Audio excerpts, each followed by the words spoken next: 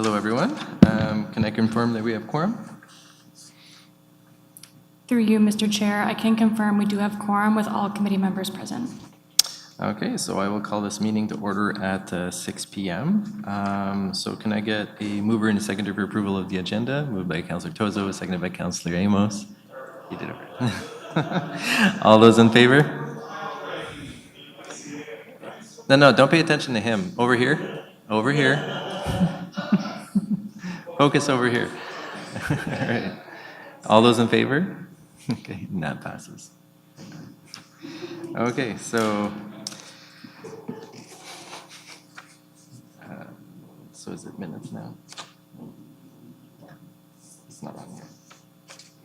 Oh, is it on there? Yes, there we go. A little confused. Okay, so next we need to confirm the minutes of the Environment, Infrastructure, and Transportation Policies Committee, meeting number 06-2024, and meeting number 07-2024. Can I have a mover and seconder? Moved by Councillor Stephen, and then seconded by Councillor Tozo. All those in favor? Or was there any discussion? No? All those in favor? Abstain. Okay, it passes anyway. All right, so do we have any disclosures of pecuniary interest? Seeing as none. So now there are no delegations, there are no briefings. So our first item of business is pothole key performance indicators. So I will invite staff to introduce the report. Thank you, and through you, Mr. Chair. As part of the strategic plan, Public Works was directed to develop KPIs for potholes. Public Works has done a bunch of different work over the last 3 years. So in 2023, we were still working off paper copies of a spreadsheet that got handed out to our staff as they went out to deal with potholes. In 2023, in the fall, we implemented iPads in the vehicles so that as they were driving doing the road patrol, they could identify potholes as they passed them. And started to more accurately track where those potholes are geographically, not to an absolute full degree, but they were getting them in the right areas. In spring of 2024, we did a pilot program on an AI camera system called City Rover. City Rover allowed us to put the AI onto the vehicles, and as they drive the street, it picks up all of the potholes, identifies them, makes sure they meet the proper criteria, and then tracks it onto our GIS. So through that process, we haven't been able to compare much of the data that we've got because we've gone through so many different processes and they've been tracked differently. But going forward with the City Rover, we will be able to do a lot more with KPIs. So we will be able to track the total number of potholes identified in the different classifications of roads. So the roads, whether it be arterial, collectors, or rural or residential roads. The percentage of potholes repaired within the timeframes outlined in the minimum maintenance standard. The percentage of identified potholes reported by public. So that is still something that we track, is the number of reports that we get in from the public, and we'll be able to look at the total number of potholes and how many of those actually got reported in by public in addition to what we're doing. The average number of days to repair a pothole based on the classification of the roads. And we'll also look at the weather severity index to look at, you may have some winters which are a bit worse than others, and so that will allow us to take a look at how that weather index, severity index affects some of those KPIs as well.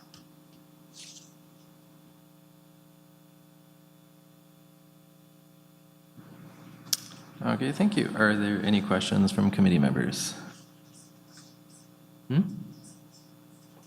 Yeah, so it says here. Comments, if you want. No? Yeah, Councillor Stephen? Sure. Thank you, Mr. Chair. Through you. Excuse me. I don't know how to explain this. I enjoyed reading this report about potholes. I really did. I think that it's really actually oddly exciting that we're going to have this data so we can actually track changes over time. We can actually see how well, or I suppose unwell, we're doing. I think it provides accountability back to the public. I think it gives us a way to respond to concerns in a timely way. I think we're not losing track of things this way. I'm really, truly excited to see how this rolls out. So I just want to say thank you for all the effort that was put into this. I'm really looking forward to seeing the reports as they come back. Thanks.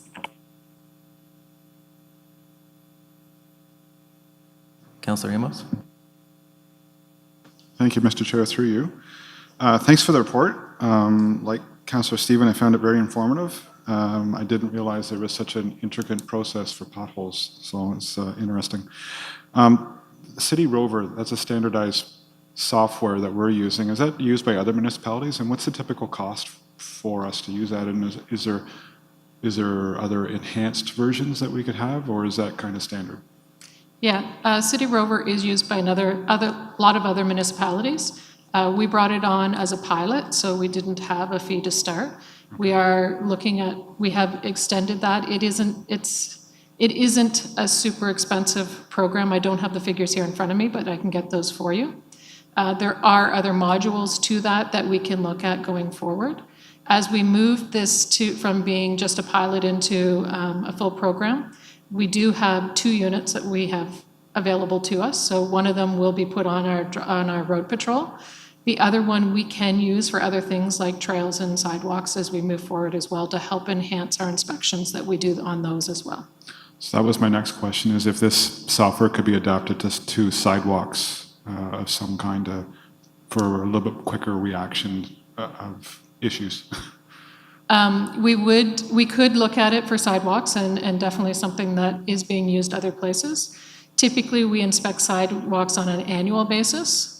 And so we do that on an annual basis. We then record them and we follow up with those based on what's a priority for the sidewalks themselves. Okay. The last question I have is right now, what's the typical call volume or submit through Contact Us that we're getting for potholes? I'm assuming it's seasonal, and have we noticed an increase or a better reaction time with the City Rover software?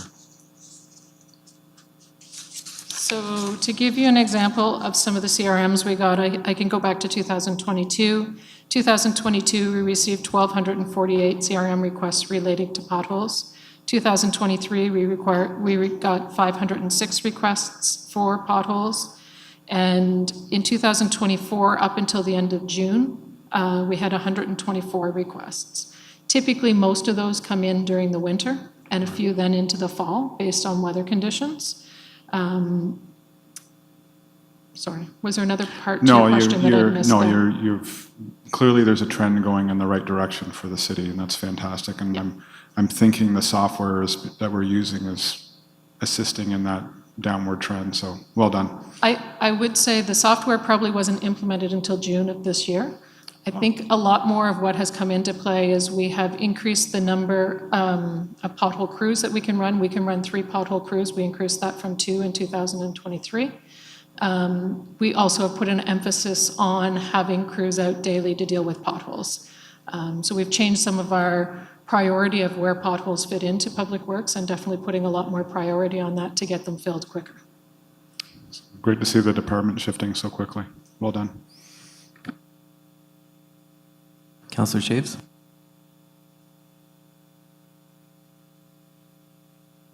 Thank you. I won't say I was as involved and thrilled with this report. It wasn't a thriller, but it was nice. The information was good, especially the ending and some of the extra information. Now, under the options and discussions on page 4 or 6, it noted that Public Works prioritized pothole maintenance work over the past 18 months. So, confirm, I think it's already stated, but are we saying that there's been more of a proactive approach being conducted here?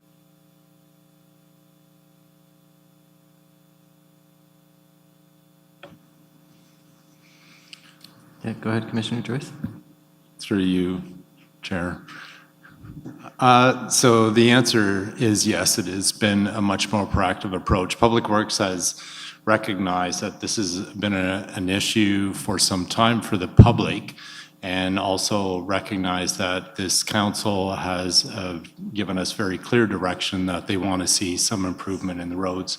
Potholes is probably one of the most noticeable deteriorations of a road network of anything, and it's noticed by the public. So there's been a lot of emphasis on that, and I think Public Works has done a very commendable job to sort of increase the focus on actually repairing the potholes, to decrease the amount of potholes we have in the city, decrease the amount of complaints that you might get regarding potholes. And as she alluded to earlier, Director Santucci, we're looking at doing similar with the sidewalk program. So the issue with the sidewalks is not just the fact that of identifying that we got deficiencies in the sidewalks, but it's actually looking at how we actually improve on remediating those deficiencies. And that's where there's going to be a significant continued focus. Thanks.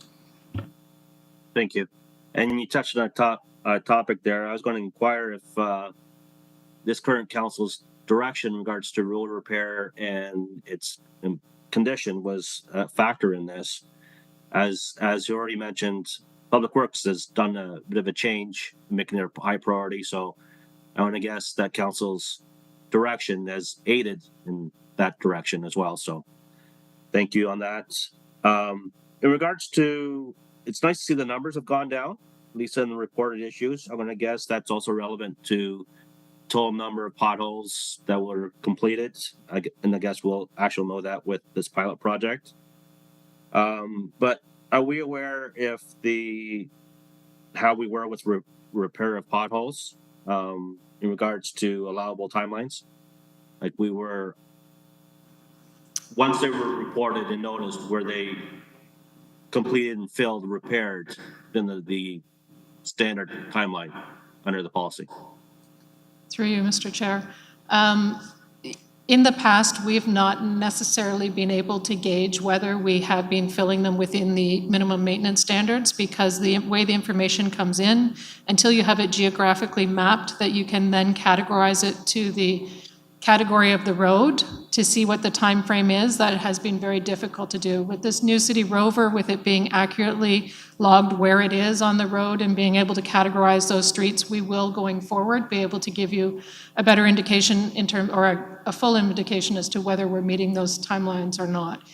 In the past, we can't necessarily do that. The only thing we can do that for is where we've had CRM requests come in from residents and determining whether those have met the timeframes. And so that's the only indication that we've had in the past. Okay, thank you. The only other kind of comment I'm going to make, besides saying congratulations and improving our process here, is it is one of the biggest complaints that we receive as a city is potholes, and then also complaints in regards to the effect it's had on people's vehicles with rims, balance, and everything else. So with the amount of extra incentive that we've put on having for road repairs, and potholes would be part of this, spending a little extra money, but my understanding with having our own internal staff doing this and some road repair, which is slightly off topic, but still part of this, it will help. We'll probably save money and time, but it will also save taxpayers money too, in having very fewer cases of possibly having to repair their vehicles and prolong life of their vehicle as well. And what I'll just add to this is the city has the largest fleet within the city. So this will also positively impact our maintenance budget and fleet costs as well. So even though we might slightly increase the funds for repairing roads and potholes, we'll definitely see a positive influence on lowering the budget in those other areas. So thank you for your work, and to your crew. Thank you.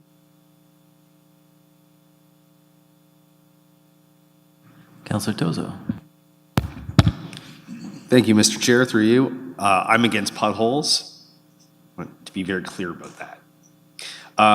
The question I actually have is about potholes on private property. Does the city have any way to compel property owners to keep up their, especially commercial areas like that's probably the biggest complaint we get is not actually on city property because we can fix those things. They may take time and money and resources, but I get a number of ones about the Kingston Center and other parts and private areas in my district. Is there any way we can compel property owners or do we just call them and be like, please fix your potholes, this sucks? Through you, Mr. Chair. So we have very limited ability to influence those potholes that are on private property.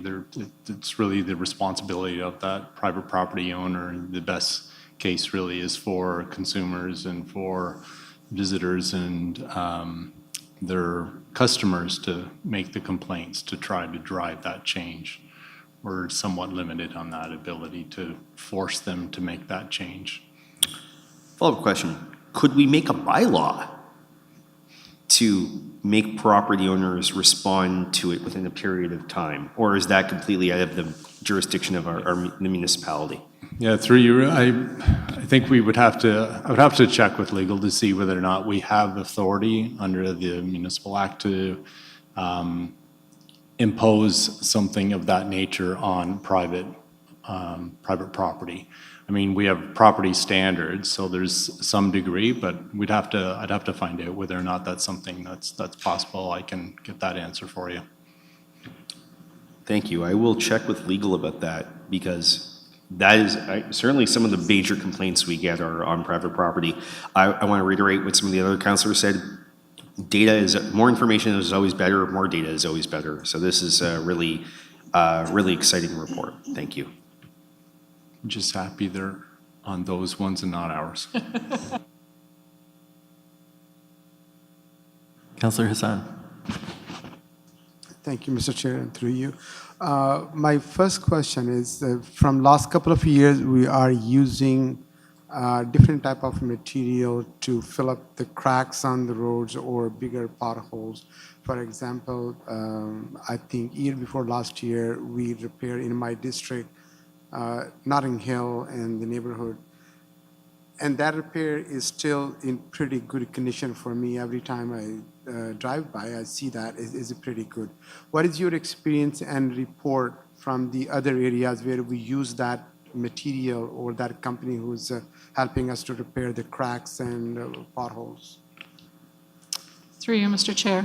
That was actually the first time that we've used that. We used it in 2 or 3 different locations last year.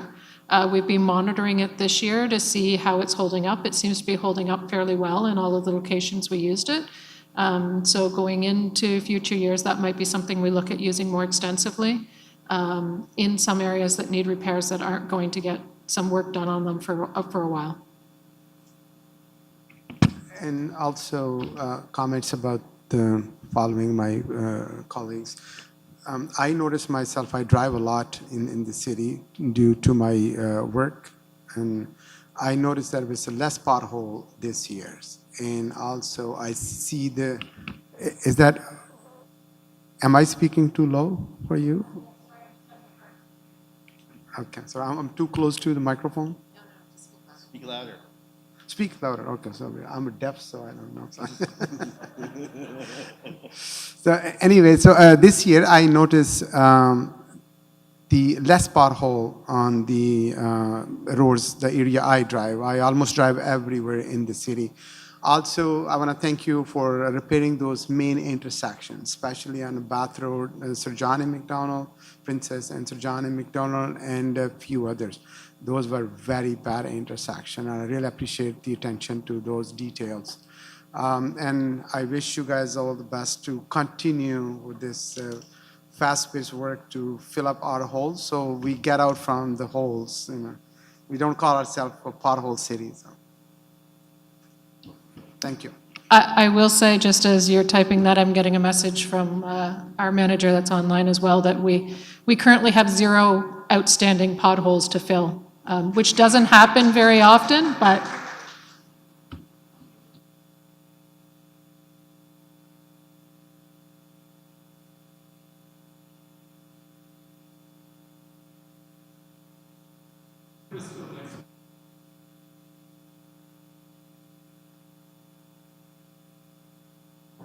Okay, I had a question. Had to do with bike lanes.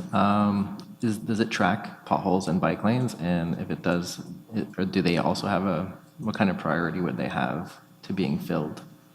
Yeah, through you, Mr. Chair. We track the potholes that are in bike lanes that are on a road. We go curb to curb. So if it's a bike lane on the road, it will be tracked in these KPIs. If it's a path or a trail, we don't track those as part of these KPIs. We don't do the same inspections on them to know exactly where those are. As I said, with the new, the second set of City Rover that we have, we may be able to do some inspections on those going forward to better understand where there are concerns. Okay, so the trails would be, somebody would have to report it and then you would go and fix it, correct? Yeah, the trails would be done separately. They are not covered under the minimum maintenance standards, so they don't have the same reporting requirements as potholes themselves. Not that we wouldn't look at them, just that they do have different requirements than the roads do. Okay, thank you. All right, so now are there any members of the public? There's no one in the room, but is there anyone online that wishes to speak to this pothole key performance indicators report?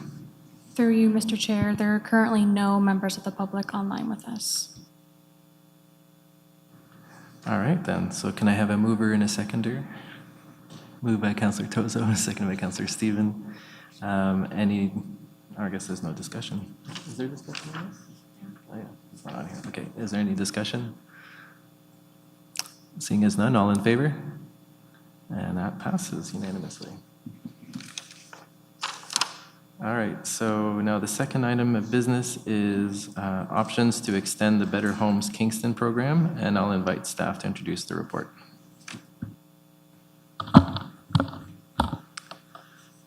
Thank you, and through you, Mr. Chair. Pertaining to strategic plan item 2.2.3A, we have a commitment to evaluate and report on the potential to extend the Better Homes Kingston program beyond the initial 4 years. Staff are recommending that as Better Homes Kingston is currently operating at capacity, and due to the extensive reporting and evaluation requirements of FCM upon the conclusion of the pilot program in 2025, that program extension be launched following this in Q1 2026. With the introduction of a cost of borrowing associated with the loan financing that will be offered through program extension, it's unclear what uptake will be. It's anticipated that demand from participants will be reduced. However, if incentives are offered, it's likely that the program will still have sustained interest from eligible homeowners, with a particular focus on projects with significant cost savings potential. I'll just go over some of the key points and changes outlined in the report. We'll be looking at increasing the performance threshold for the program as essentially all participants have far exceeded that 30%, and also creating a sub-threshold relating to gigajoules, so capturing projects that are focused on energy consumption reduction versus greenhouse gas emissions.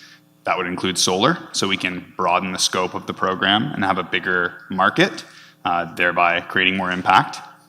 We're hoping to maintain rebates for the cost of home energy audits as they pose a barrier to entry, impose a loan minimum for low-value projects as there'll be a cost to participate in the program, and so those projects will become less viable.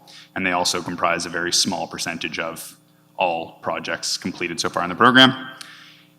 We hope to increase disbursements offered through the program to 50%, so homeowners have more upfront capital to pay contractors. Also introduce specific marketing focused on fuel oil and propane heated homes, which have the greatest potential for cost savings and GHG emissions reductions, and also look at potential integration with the building permitting process for strategic marketing.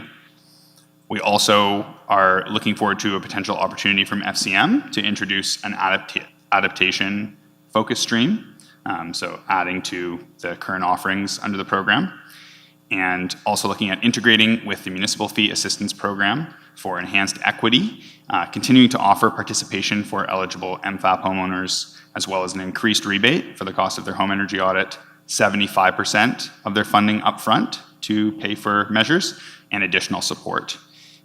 And we will be introducing a cost of borrowing, so there'll be an interest rate associated with the loan financing offered through the program, as well as an administrative fee. So with these new costs to participate in the program, we need to maintain a valuable offering for homeowners to incentivize them to participate. Also, the energy coach has been critical to the success of the program, so we're going to continue to offer this service as part of the program, and that will be mandatory. And we'll be reporting back in Q3 of 2025 with final changes to bylaw 2021-23 and the finalized budget and other details pertaining to program changes.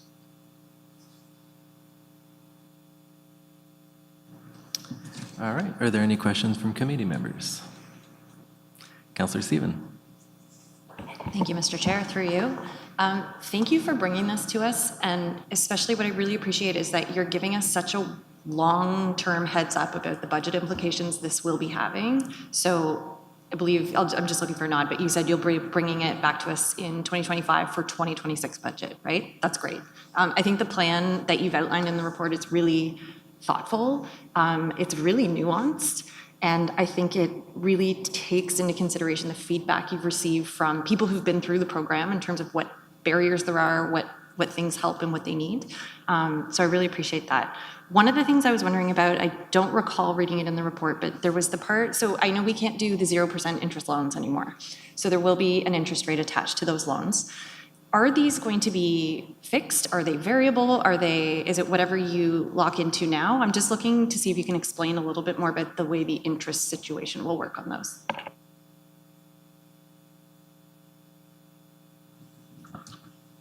It's a great question. So there will be a carrying cost associated with the loan that is, or with the funds that are dispersed to a homeowner up until the point where the special charge bylaw is passed to impose that local improvement charge on an individual property tax account. And then the interest rate that was associated with borrowing at the time will carry through for the term of that loan. But because key interest rates change throughout the year, our cost of borrowing as a city will change. So homeowners may access different interest rates based on what the interest rate forecast is in the future. But the rate that they sign up for on their property owner agreement initially will carry through the term of their loan. Through you, Mr. Chair, thank you. So I guess one of the things I find myself wondering then is if I'm a homeowner and I know the benefits of the program, there's the coaching, there's a lot of really great stuff here. What is it about this program? Is it all of those extras that make me choose this loan over like a line of credit? Is that essentially the draw? That would be definitely part of the value proposition, and hopefully with council approval, having incentives. But there is a defined process, expert advice that we offer through our energy coaching process, and that does pose the potential for increased cost savings due to efficiency, but the incentives would really be critical to maintain the overall impact of the program.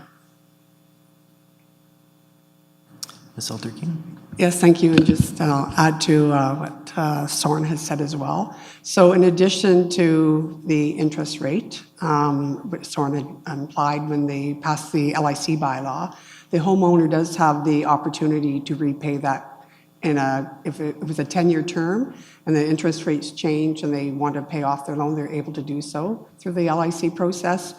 And in addition to some of the other potential funding that we may have next year through FCM, through the Green Municipal Fund. We've had some indication that there'll be some resilience funding that can go with that. So when we come back in Q3 of next year, we'll have all those details with respect to if there is that funding available that will help the homeowner with those incentives as well. Thank you. Yeah, it falls in this interesting zone where it's not a line of credit and it's not a mortgage, but it's something else entirely. So yeah, well done. And I know this is a very impactful program. Thank you. Councillor Shaves. Thank you. Just a few questions. I noticed, I'm just wondering how the current program with FCM works. Funding comes from FCM for the loans at 0% interest. Were the funds given to the city, or does the city have to pay these back to FCM? And also notice below that the loans are amortized over a 20-year period. So wondering how this works with the program ending. Ms. Alter-Keen? Yes, thank you, through you, Mr. Chair. Great question. So the program is funded through FCM, 80% FCM, 20% city. The FCM loan portion is $10 million, so up to $10 million that we're able to leverage for the LIC bylaw. When the program ends next year, as you said, these loans are up to 20 years, and we will repay that $10 million, if it is the actual up to the $10 million, back to FCM over the lifetime of these terms of loans. So we have our agreement with FCM for Better Homes Kingston that will advance this money to us through a disbursement next year, and then we will repay those loans as loans are received by the city. So we're not funding it through taxpayers. That $10 million is through FCM, but we are repaying it, which is the homeowner's money. Okay, so there's not like a set period, like we have to pay like $100,000 each year. It just as the loans get paid by the homeowners in the program. Yeah, so they're paying through the tax bills. And so at the end of each year, we will advance what we've received through the LIC payments to FCM over the term of those loans. Okay. And this program has been doing really well, as Mr. Christensen had mentioned. Well exceeded the minimum of 30%, more around 60%. It just, in regards to the report, it states that leaning towards predicting 150 projects with interest rates. I'm just wondering why we're picking sort of leaning towards that number when over the past 3 years, there's only been 233 projects. It seems to be kind of high in my opinion, especially when there's going to be interest rate attached to maybe other incentives that were in this current program, not in the extension. So I'm just wondering why we're leaning towards that number. Thanks for your question. So we do not know how many projects will be completed once the conditions of the program change. The progress of the program is not linear. So in the first year, I believe there were 66 projects completed. In the second year, 135. So we are seeing an upward trajectory in the number of projects we're completing on an annual basis. Now that we've built out the program infrastructure and it's operating at peak efficiency, we're doing projects in a shorter period of time than we ever have before. So when trying to do financial forecasting for the program, we chose 3 scenarios. They're based on program data on what we've achieved to date, but they're ultimately a forecast. So we don't know exactly what will happen. And I think council's decision on what level of funding you'll provide for incentives could be the key factor that determines how many projects we can complete. But we chose 150 as kind of a moderate impact, 200 as the high yield scenario, and 100 as a low yield scenario. And we'll have to just try our very best and see what happens in the next phase of the program. Okay, and this will be a decision the council makes next month. Ms. Alter-Keen had something to say too. Thank you, and I was just going to add to that, Mr. Chair. And when we come back in Q3 of next year, we will have the details. Similar to when we brought the original program to council, we established what we anticipated would be the number of applications, so we would be able to narrow down those scenarios to next year when we come forth to council for your consideration. Okay, you just answered my last question, so thank you. Councilor Ramos. Thank you, Mr. Chair, and through you. Thank you for the report. I'm a big fan of the Better Homes Kingston program. Just a clarification point. FCM loan portion is $10 million. Was that the cap that we could reach into, or could we go higher? Because 2025 obviously hasn't played out yet, and we have $800,000 set aside for the disbursement of the program. Is there more to tap into, or is that the cap? Thank you. Very good question. Soren and I have gone back to FCM many times, letting them know that our program is so successful, and they do realize that. But this funding agreement is what we are allowed to have, up to the $10 million. As I just mentioned, there is some resilience funding that will be coming. We don't know what that will look like, but certainly when we report back, we will be able to have those numbers at that time. Okay. And the resiliency funding, is that what Mr. Christensen was referencing with the FCM added stream program. Is that? Yes, that's correct. So it's not officially announced, but FCM has started engagement with municipalities regarding an adaptation resilience focused stream. We don't know even the details of what types of measures would be funded or how much money will be available, but because we have a fully operational program, we're in an ideal position to rapidly apply and receive funding. So more details to come, and that will likely be announced in early 2025. Perfect, thank you. As you both know, I've already asked a bunch of questions behind the scenes, so I won't go at these ad nauseum. I'll just leave it at that. And thank you both for the report. Are there any other questions from committee members? No? All right, so there's no one in the room still. Is there anyone online that wishes to speak? Through you, Mr. Chair, there are no members of the public with us online. All right, can I have a mover and a seconder? Moved by Councillor Tozo, seconded by Councillor Amos.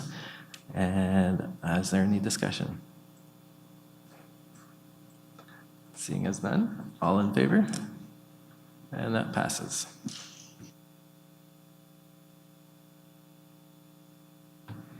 So our third item of business is recommendation for a comprehensive car sharing pilot. And I invite staff for the report. Thank you, Mr. Chair. So Council's strategic plan includes a commitment to explore and encourage a comprehensive car sharing program, item 2.2.4B. So comprehensive research was conducted, including cities such as Guelph, Hamilton, London, Toronto, Waterloo, Halifax, and Vancouver to look at the details of their car sharing programs. There are clear environmental and economic benefits of car share programs, with one car share vehicle replacing 5 to 10 private vehicles, as well as reduced household transportation costs due to reduced vehicle ownership among car share program members, reduced vehicle kilometers traveled, and increased active transportation mode share. The market in Ontario is limited. Communauto is effectively a monopoly outside of the GTA where Zipcar operates, and the only company offering one-way or Communauto Flex services. So working with Communauto, who is already operating in Kingston since 2012, previously under Virtue Transportation Systems Inc., is the clearest path forward, as they already have operations here, as I mentioned, and they have the greatest scale across Canada. It would be ideal to eventually offer both one-way and two-way car sharing. So that is an eventual goal. And we would also like to introduce an electric vehicle as part of the pilot, as well as expanding the number of vehicles present on both post-secondary campuses, St. Lawrence College and Queen's. Integrating with transit through utilizing different optimizations on the transit app where you can view where car share vehicles are, as well as through route integration, so we're not replacing potential transit trips with car share trips. And the pilot recommendation would be 18 months starting in Q2 2025.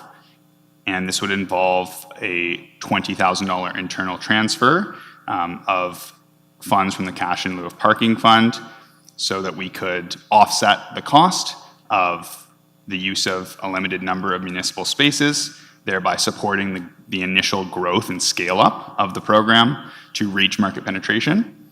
And it would also involve in-kind support from city communication staff to promote the new pilot of the program.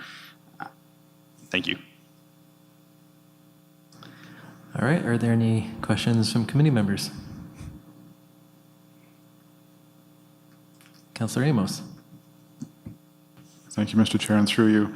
I did ask a series of questions in behind the scenes on this one, and the one I'm going to voice a little bit here is I'm slightly concerned that not favoritism isn't the right word. I don't know. It's not coming to me right now, but that's the one that's popping in my head. This is a for-profit company that we're trying to incentivize to come into our market with a stronger presence. And the question I asked the staff behind the scenes is it something that we can look at down the line if company X, in case this one, is indeed generating a high threshold of revenue, can they not pay back some or a portion of that 20K internal transfer that we're doing? And I know it's early. I know that the program only has 8 cars in it, and we want to get them to 20, and one of them is an EV. And I have a fairly large campus in my district with St. Lawrence that has no rideshare cars right now. So I understand offering all the incentives. It's the concern that we're offering incentives to a for-profit company, and we're not really getting anything in return other than the obvious less cars on the road. So I'm just wondering if staff could comment on that. So just to clarify regarding the incentive, so no money would be transferred to Communato. The $20,000 would offset lost revenues for parking operations for essentially a standard calculated value of a municipal space. These would not be popular on-street spaces. These would be spaces in available municipal lots or at St. Lawrence College in Queens pending their approval and interest. So there would, because there's no money being transferred to Communato, we could not recoup money. So it really should be seen as just an initial condition to try and push the proponent to expand their services and get all those co-benefits, both economic, environmental, and once the pilot term is over, they would be expected to pay for the fair value of those spaces pending the agreement that we would come to, which would be delegated, the authority would be delegated to the manager of parking operations and policy. And Commissioner Agnew? Excuse me, thank you, Hugh. Hope you can hear me okay. Still have a bit of a cold. Agree with everything that Soren's had to say. I think the important thing, just to draw this back to where it originally came from, this new pot of money has been enabled through a series of zoning bylaw changes that we made following issuing that white paper that we did a couple of years ago called The Power of Parking. So this is really about trying to get something stimulated in the community, a greater availability of rideshare options by way of utilizing a business strategy where we have spaces available through our parking operations. We have the funds that we have been collecting through those planning applications that have taken advantage of the new planning policy we put in place in exchange for the cash in lieu. And I think, ideally where we thought of this originally was perhaps getting into even a municipally sponsored or co-owned car share. That's sort of like the end goal, ultimate solution. But as we've done research and worked with our fleet team, we came to realize it's a lot more complicated than maybe we were dreaming it was going to be when we were writing that paper and changing the planning policy. So as Soren's explained, this is surely just a starting point for us, a pilot project that allows the expansion of a business that's already in our market. The car sharing market, unfortunately, there aren't a lot out there from our research, but we figured this is a way to try to get better saturation and availability while making use of the funds that have been collected strategically for this opportunity in a way that allows us to measure the success and see where we are, and then go from there relative to seeing if the market changes, if there's greater interest, because other companies may see that the company that we have here has been able to establish more of a sharehold in the market than what we've been able to see over the last 10 years, and to build from something from there. So certainly it's just a starting point. I think it is a great step in the right direction, and it's something that we can manage from a staff resource perspective right now as well, utilizing the money that we've collected in terms of that internal transfer. So really appreciate the questions. I think the team's done a great job, and hoping that the committee can support this evening so we can get it through to council and hopefully get more people accessing car share in our community. Appreciate the comments, Commissioner Agnew. Yeah, I don't have a problem with the concept. I'm 100% on board with that. It's the for-profit realm of it. And I can support this. I understand the whole premise and thoughts behind it. It's a good thought. At the end of the 18 months, the expectation is that the company will be in and around 20 vehicles. Is there some sort of performance indicator that we can put into the contract to say, yeah, we'll give you, we'll transfer $20,000 to give you the parking spots, but you have to get to the threshold by 6 months, 12 months, 18 months with certain car numbers. Is that something that's conceivable? Yes, there would certainly be business requirements related to the service, and that would include both, think of it like a service level agreement. It would include core functions, and it could also include the number of vehicles or an approximate number of vehicles. It would be a negotiation. No agreement has been met at this point, but definitely something we can look at. Awesome. Thank you so much.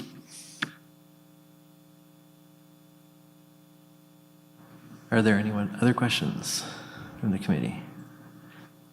Councillor Stephen. Thank you, Mr. Chair, through you. This is very exciting. It feels very big city of us to be really stepping up the car share game. I don't know if I'm alone in this, but I wasn't aware that we actually already had this in the city. I'm just looking at other councillors to see. No, and I realize, given the stage of life and where I'm at, I'm not the target audience and where I live. But I think it would be really interesting to see too, if there is, and this is getting ahead of the game, I know, but my brain is going to the parking situation, particularly in Sydenham District, around Queen's University, also around St. Lawrence College, but particularly Queen's, where students come and they bring a car, and maybe they need it to get groceries and that's it. I'm really excited to see what kind of impact this can have, not only on the downtown area, but on the Queen's campus and Queen's living area specifically. This could be a really, really big change if it's marketed well and people really take it up. But just looking at the website, I hope other people do check it out. It's pretty good. Thank you. All right, one last call. Anyone else? Councillor Tozo. Thank you, Mr. Chair, through you.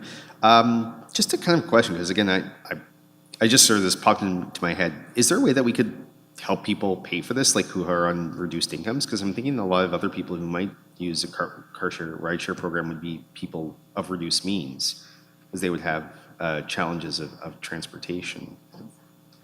Yeah, like MFAP or something like that. Is that under, I know this is new and I'm not asking for this. Let's sort of see what happens and if we can get it into town. But I'm just like throwing it out there because it just popped into my head, because I always try to have an equity lens to any report.